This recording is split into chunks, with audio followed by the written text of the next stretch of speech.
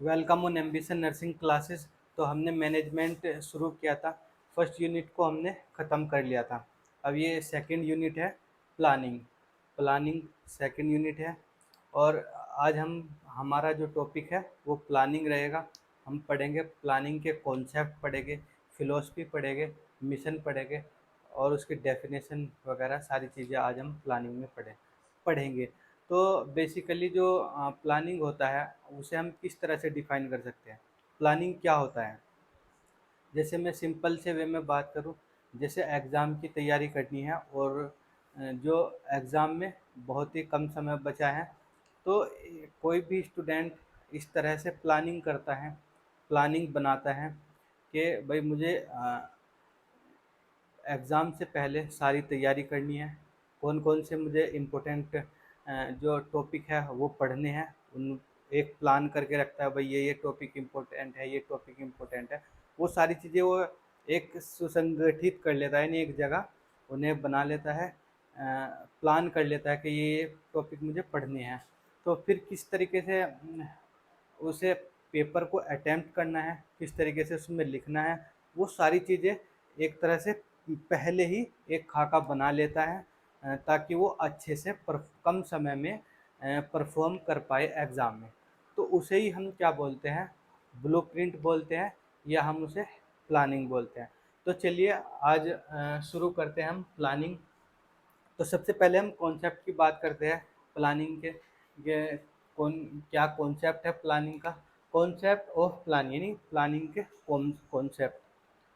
Planning is A preparing A blueprint, यानी planning जो है वो क्या करती है, प्रिपेयर करती है, तैयार करती है एक ब्लूप्रिंट, एक खाका, जिसे मतलब अप्लाई करना है, इम्प्लीमेंट करना है, वर्किंग फेज में लाना है। उसी को हम बोलते हैं ब्लूप्रिंट या प्लानिंग। यानी जो प्लानिंग है वो प्रिपेयर करती है, ब्लूप्रिंट यानी एक खाका तैयार करती है किसी भी काम को करने के लिए। तो पहला इसका पॉइंट ये हो गया। दूसरे पॉइंट में है planning is A future oriented process, यानी जो प्लानिंग है वो जो फ्यूचर में होने वाले जो फ्यूचर ओरिएंटेड प्रोसेस है, यानी फ्यूचर में होने वाला जो भी काम है, वर्क है, उसे ही हम क्या बोलते हैं, planning. Planning is A future oriented process, ये एक प्रोसेस है जो फ्यूचर में होगी। फिर इसका तीसरा पॉइंट है कि अब प्लानिंग में क्या क्या होगा, कि what is to be done, क्या किया जाएगा इसमें, यानी कौन सा काम है जो किया जाएगा। How is it to be done, how कैसे काम को किया जाएगा, क्या किया जाएगा और कैसे काम को किया जाएगा। व्हेन टू डू इट, यानी कब किया जाएगा, वो काम है वो कब किया जाएगा। Who is to to do is, who यानी कौन उस काम को करेगा। Where it is to be done, यानी वो काम कहाँ किया जाएगा। Planning is a continuous process, जो प्लानिंग है वो एक कंटिन्यूस प्रोसेस है, यानी लगातार चलता ही रहता है। जब तक कोई इंस्टीट्यूशन या ऑर्गेनाइजेशन या ग्रुप या कोई भी ऐसी इंडस्ट्री हो, हॉस्पिटल हो, जब तक वो रहेगा, अस्तित्व में रहेगा, तब तक क्या है, प्लानिंग जो है एक कंटिन्यूस प्रोसेस है, प्लानिंग उसमें चलती रहेगी। अगर कोई भी हॉस्पिटल है, इंस्टीट्यूशन है या ऑर्गेनाइजेशन है, अगर वो ख़त्म हो गया तो क्या होगा, प्लानिंग भी ख़त्म हो जाएगी, यानी उसी के साथ साथ प्लानिंग जुड़ी हुई है। तो ये एक कंटिन्यूस प्रोसेस है, जब तक भी इंडस्ट्री कोई भी चलेगी तो तब तक प्लानिंग उसमें होती रहेगी। तो ये क्या था, कॉन्सेप्ट ऑफ प्लानिंग, यानी क्या क्या है इसमें, कि कौन सा काम करना है, अ, कैसे करना है, कब करना है, कौन करेगा, कहाँ करेगा, ये सारी चीज़ें पहले से ही प्लान की हुई होती है। और क्यों प्लान करते हैं हम इन सारी चीज़ों को, भाई कोई काम है, कौन करेगा, कहाँ करेगा, कब करेगा, कैसे करेगा, वो सारी चीज़ें क्यों करेगा वो, क्योंकि जो उसका ऑब्जेक्टिव है या गोल है उसे अचीव करने के लिए क्यों करेगा, टू अचीव ऑर्गेनाइजेशन ऑब्जेक्टिव या ऑर्गेनाइजेशन गोल, ऑर्गेनाइजेशन गोल को अचीव करने के लिए ये प्लानिंग की जाती है। तो अब चलते हैं हम इसकी डेफिनेशन की तरफ। डेफिनेशन इसकी देख लेते हैं। Planning is a thinking, planning एक थिंकिंग प्रोसेस, यानी जो प्लानिंग है वो एक सोचने की प्रोसेस है। जैसे सोचने की प्रोसेस क्या है, कोई भी काम करना है तो हमें पहले सोचना ही पड़ेगा उसके लिए कि भाई कौन करेगा उस काम को, कब करेगा, कैसे करेगा, वो सारी चीज़ एक सोचने पर ही डिपेंड रहती है। तो planning is a thinking process, ये एक सोचने पर ही सोचने की एक प्रोसेस है। द ऑर्गेनाइज्ड ऑर्गेनाइज फोरसाइट, यानी आगे की तरफ देखना, भविष्य में देखना। The vision based on fact, based on fact, fact पर और एक्सपीरियंस पर। That is require for an intelligent action, यानी ये जरूरी होता है। इसमें कहा गया है, इसका मतलब होता है जो फैक्ट है यानी तथ्य है, ये एक्सपीरियंस है, अनुभव है, उनके अनुसार या उनके अनुसार उन्हें जज करके कोई भी इंटेलिजेंट एक्शन को लेना, कोई भी इंटेलिजेंट एक्शन को लेना, उसे ही हम क्या बोलते हैं, प्लानिंग बोलते हैं। प्लानिंग की definition, planning is a thinking process, यानी एक थिंकिंग प्रोसेस है। द ऑर्गेनाइज फोरसाइट, यानी ऑर्गेनाइज की जाती है फोरसाइट, भविष्य में देखने के लिए। The vision base on fact, यानी विजन बेस, विजन है देखने का किसके तौर पर, फैक्ट के, एक्सपीरियंस के। दैट इज रिक्वायर, जो जरूरी है किसके लिए, कोई भी इंटेलिजेंट एक्शन करने के लिए, यानी भविष्य में कौन सा हम अच्छे से एक्शन लेंगे जो हमारा जो काम है वो अच्छा हो जाए। तो यही डेफिनेशन में कहा गया है। अब हम चलते हैं मिशन की तरफ, यानी मिशन ऑफ प्लानिंग, यानी प्लानिंग के कौन कौन से मिशन होते हैं, ये क्या क्या मिशन होते हैं।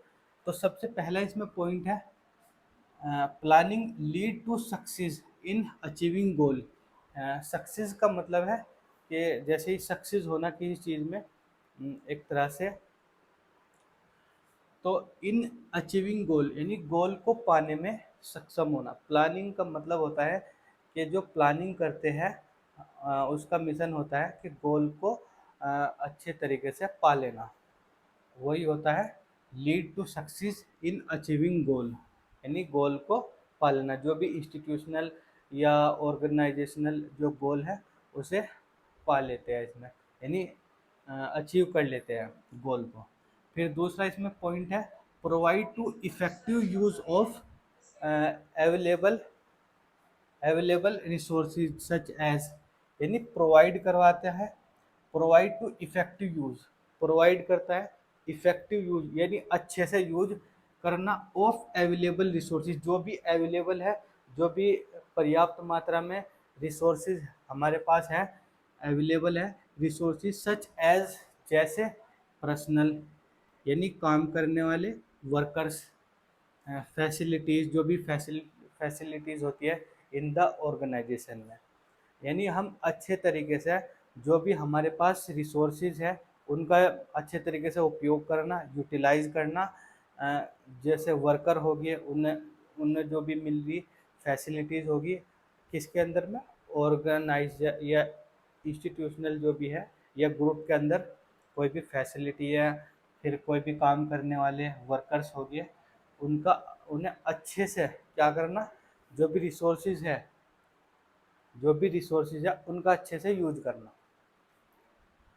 और तीसरा पॉइंट है help to cope with situational crisis, यानी हेल्प करता है, ये सहायता करता है, मदद करता है कि इसमें कोई भी सिचुएशनल क्राइसिस आ गई है तो उससे उसमें क्या करता है, मदद करता है, हेल्प करता है उसे सोल्व करने में। कोई भी सिचुएशनल क्राइसिस आ गई है तो उसे सोल्व करने में हेल्प करता है। फिर इसका चौथा पॉइंट है ensure effective control leading to cost effectiveness, यानी सुनिश्चित करता है इफेक्टिव कंट्रोल, अच्छे से मतलब इफेक्टिव जो है वो कंट्रोल होना चाहिए, लीडिंग टू कॉस्ट इफेक्टिवनेस, जिससे हमारी जो कॉस्ट है जो हमारी एक तरह से कॉस्ट लागत होगी वो इफेक्टिवनेस हो सके, कॉस्ट इफेक्टिवनेस यानी कॉस्ट प्रभावी। और पांचवा पॉइंट है इसमें हेल्प टू डिस्कवर, यानी discover the need for change, यानी हेल्प करना, मदद करना, इसमें डिस्कवर खोजने में क्या चीज़, नीड फॉर चेंज, ज़रूरी, जो हम उसमें चेंज कर सकते हैं। इसका मतलब यह है उसमें सहायता करना, इसमें जैसे कोई भी हम चेंज चाहते हैं तो उस पहले ज़रूरत को, उस नीड को हमने डिस्कवर कर लिया, और उस नीड को डिस्कवर करने के बाद जैसे कोई प्रॉब्लम आ गई, उसे हमने डिस्कवर कर लिया कि भाई ये प्रॉब्लम है, उसे चेंज करके सही करके इम्प्लीमेंट करना, वही इस पॉइंट में कहा गया है। फिर उसके बाद हम चलते हैं फिलोसफी ऑफ प्लानिंग, यानी फिलोसफी देखेंगे प्लानिंग की, जो प्लानिंग की फिलोसफी कौन कौन क्या क्या होती है। तो सबसे पहले इसमें पॉइंट है प्लानिंग सेट्स गाइडलाइंस। प्लानिंग जो है वो सेट्स करती है गाइडलाइन, गाइडलाइन, और इसमें होता है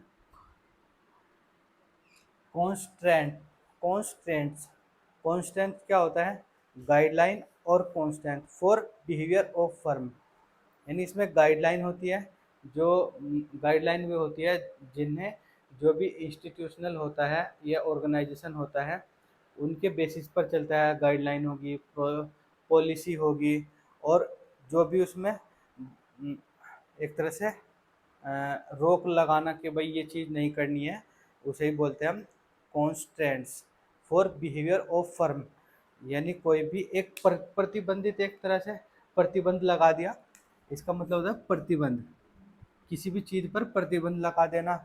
गाइडलाइन और प्रतिबंध किसके लिए, फॉर बिहेवियर ऑफ फर्म, जो भी फर्म है या कोई ऑर्गेनाइजेशन है उसके लिए।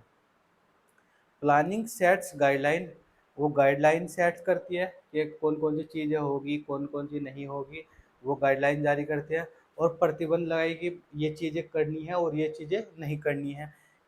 किसके लिए, बिहेवियर ऑफ फर्म या बिहेवियर ऑफ इंस्टीट्यूशन या बिहेवियर ऑफ ऑर्गेनाइजेशन, इनके लिए। फिर इसका इसमें दूसरा पॉइंट है फिलोसफी में, philosophy of planning, planning require flexibility, यानी प्लानिंग जो है उसमें ज़रूरी है, रिक्वायर है क्या चीज़ है, फ्लेक्सिबिलिटी, एनर्जी और स्पेसिफिसिटी। फ्लेक्सिबिलिटी का मतलब है कि उसमें लचीलापन होना चाहिए, जो प्लानिंग है उसमें ज़रूरी होनी चाहिए ये चीज़ें, फ्लेक्सिबिलिटी यानी लचीलापन होना चाहिए ताकि कोई भी प्रॉब्लम हो तो उसे चेंज किया जा सके, एनर्जी यानी ऊर्जा होनी चाहिए, और स्पेसिफिसिटी, स्पेसिफिसिटी का मतलब है स्पेसिफिक होना चाहिए। तो ये दूसरे पॉइंट में है। तीसरा पॉइंट है प्लानिंग इज इसेंशियल, प्लानिंग ज़रूरी है, जैसे a manager must be able, able to overcome barrier, overcome के बाद है यहाँ पर बैरियर,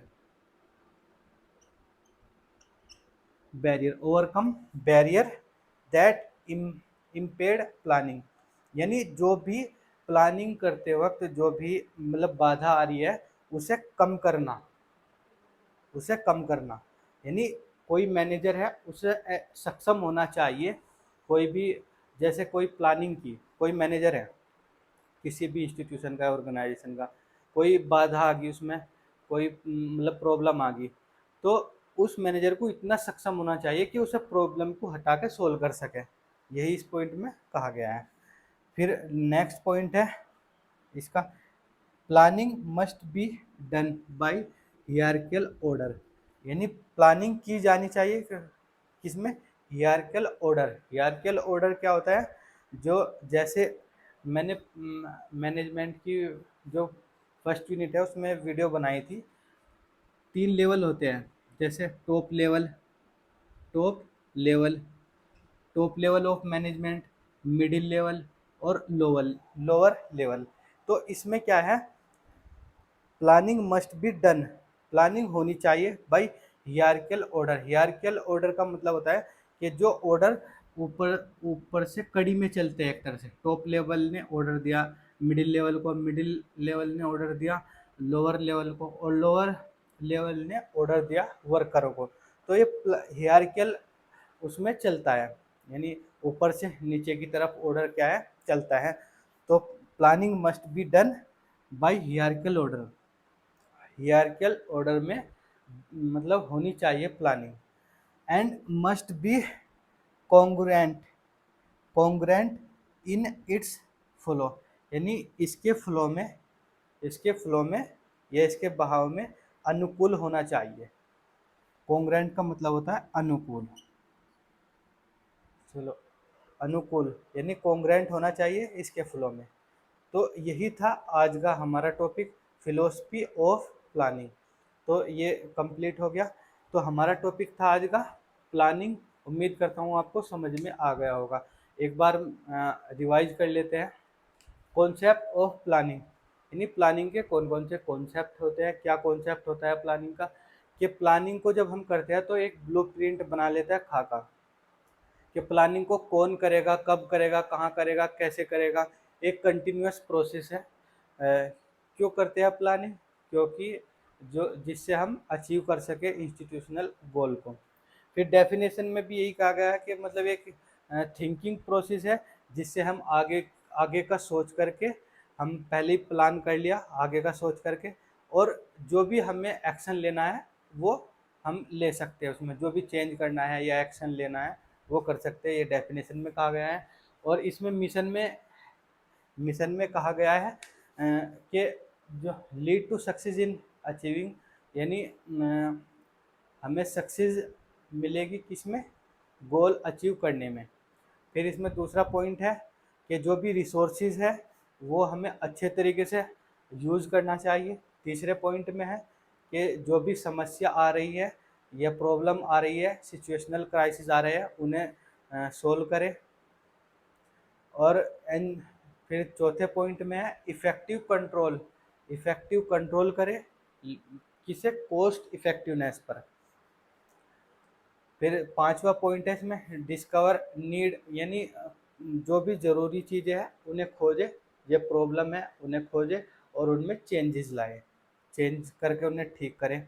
फिर ये था मिशन। और फिर आती है फिलोसफी ऑफ प्लानिंग। इसमें क्या है कि गाइडलाइन है कि क्या क्या मतलब उसकी गाइडलाइन होती है प्लानिंग की, और क्या उसके मतलब कॉन्स्टेंट्स होते हैं फॉर बिहेवियर ऑफ फर्म के कौन कौन सी गाइडलाइन होगी, कौन कौन सी मतलब अ, जिन चीज़ों पर बैन है वो चीज़ें कौन कौन सी है, जिन चीज़ों को करना है वो चीज़ें कौन कौन सी है, वो सारी चीज़ें इसमें गाइडलाइन में और कॉन्स्टेंट में दी हुई होती है। दूसरा पॉइंट है इसमें रिक्वायर होती है फ्लेक्सिबिलिटी, यानी ताकि इसमें कोई भी मॉडिफिकेशन किया जा सके, एनर्जी और स्पेसिफिक होना चाहिए। फिर तीसरा पॉइंट होता है इसका इसेंशियल होना चाहिए एक मैनेजर को, कि वो कोई भी प्रॉब्लम है उसे सक्षम होना चाहिए सोल्व करने के लिए। फिर चौथा इसमें पॉइंट है कि ये हियरार्किकल ऑर्डर में चलता है और ये इसी के फ्लो में अनुकूल रहता है। तो यही था आज का हमारा टॉपिक प्लानिंग। उम्मीद करता हूँ आपको समझ में आ गया होगा, और अगर समझ में आया तो please like share and subscribe. Thank you.